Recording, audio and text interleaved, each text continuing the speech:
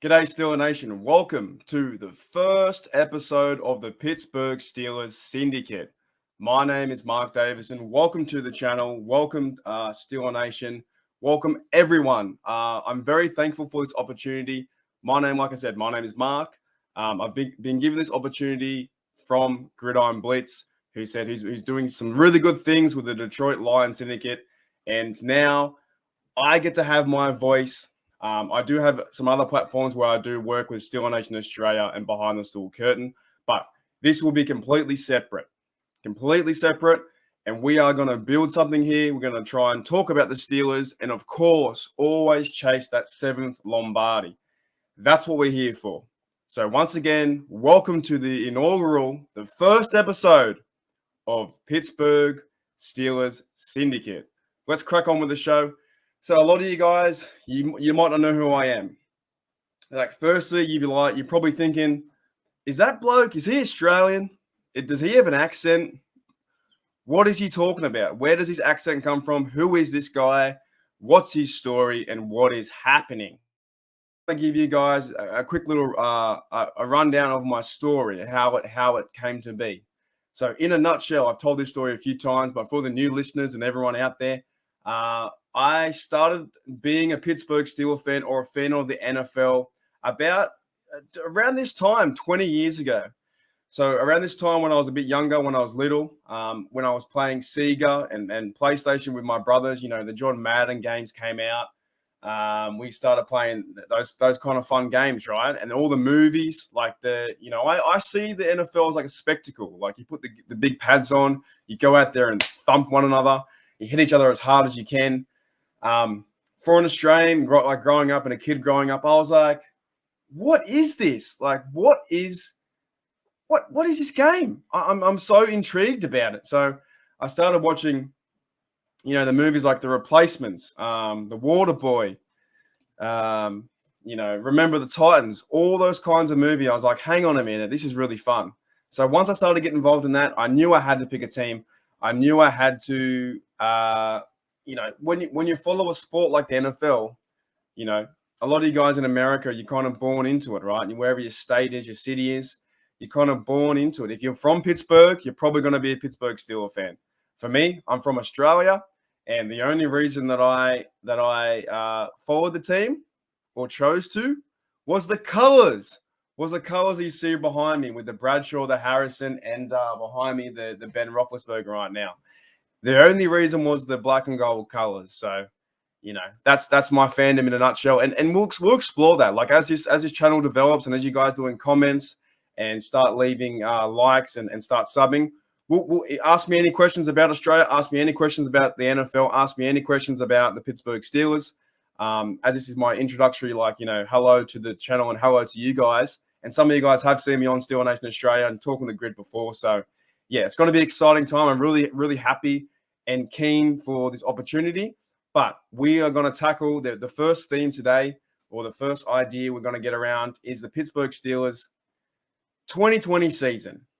Okay, what happened what happened in the 2021 season? We all know the 2020 season. We went 11-0 and then we shot ourselves in the foot.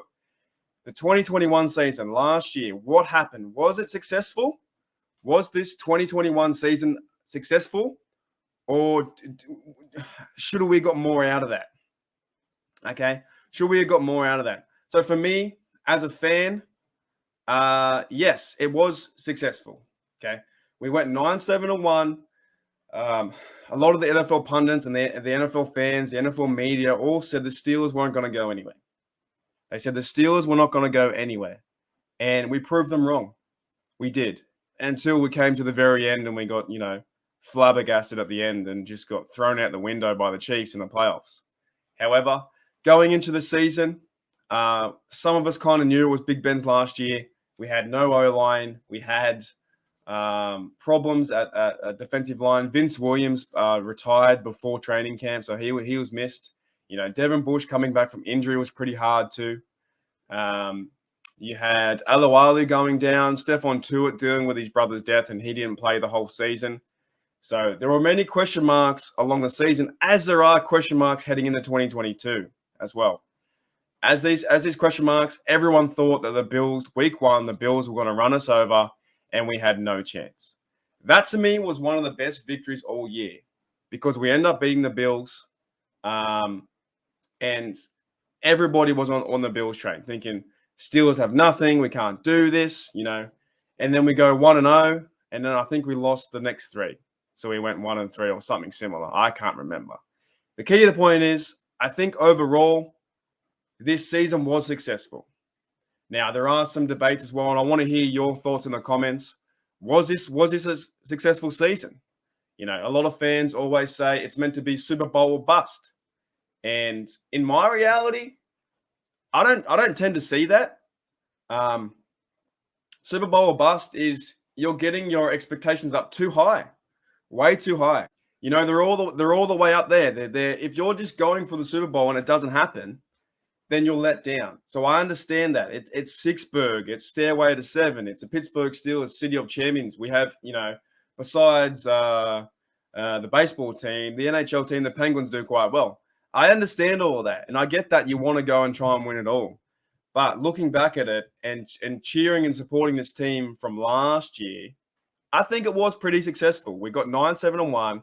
We did end up we lost to the Bengals twice, right?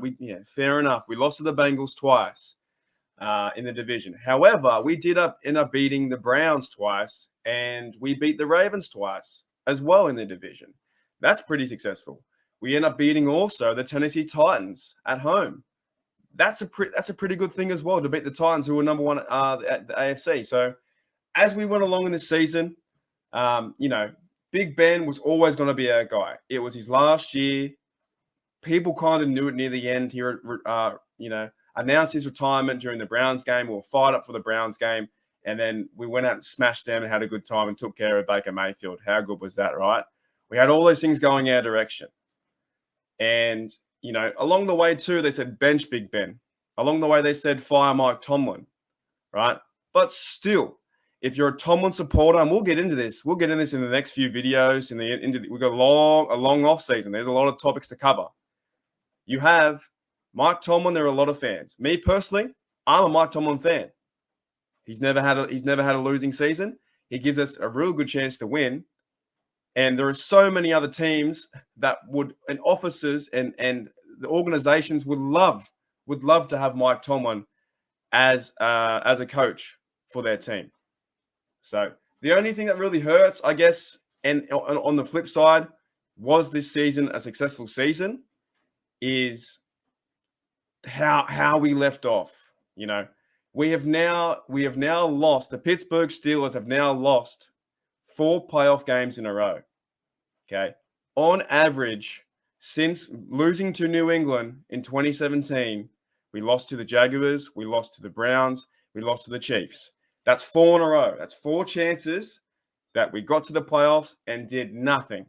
Absolutely nothing. On average, the Steelers now have surrendered 43 points on defense. And that to me is super bad. And that to me is something needs to change. There's a philosophy, coaching scheme, player development. There's just something is missing. That was also my theme this year too, and it's been my theme the last 2 years when I've been doing work with Steel Nation Australia, and now I have a platform with Pittsburgh Steelers Syndicate. Something is missing in this team. I can't pinpoint what it is yet, and maybe we never will, but something is missing. This Pittsburgh Steelers team is rated about 30th to 32nd best in the run game, right? There are many times in the 2021 season that the Pittsburgh Steelers defense just could not stop the run, right? The Pittsburgh Steelers defense cannot get off the field on 3rd down. It has been a comedy of errors in the last few seasons that we play good on 1st down. We play really good on 2nd down. And if you give the Pittsburgh Steelers a 3rd and 13 or 3rd and 15, you better believe the other team is gonna convert that, like 100%. It has been a current theme that I've seen throughout watching the Steelers in the last probably 3 to 4 years, right? We have a good defense with TJ Watt, Minka, Cameron Hayward. However, we also have a lot of guys.